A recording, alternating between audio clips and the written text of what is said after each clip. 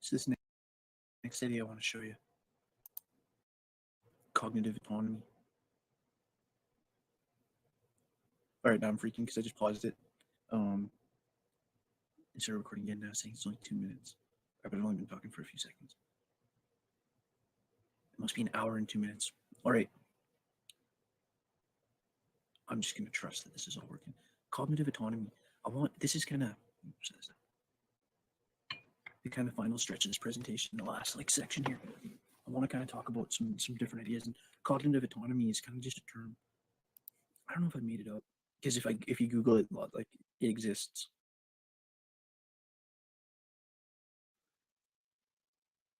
I definitely didn't make it up, but I was thinking about it right. I was thinking about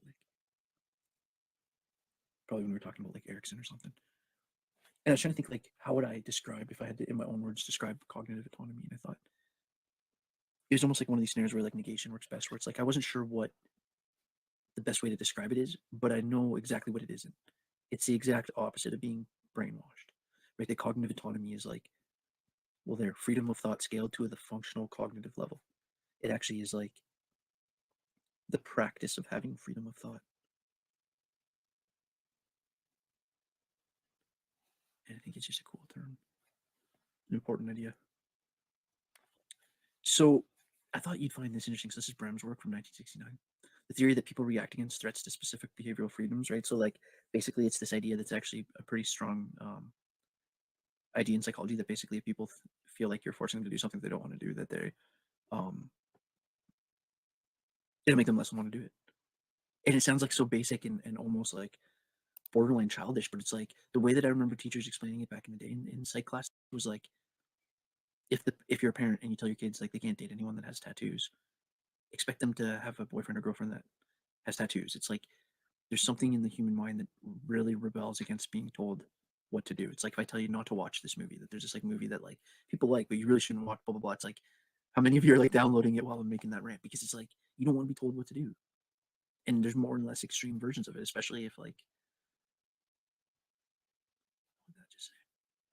I think I'm okay. Yeah, so we're still recording here.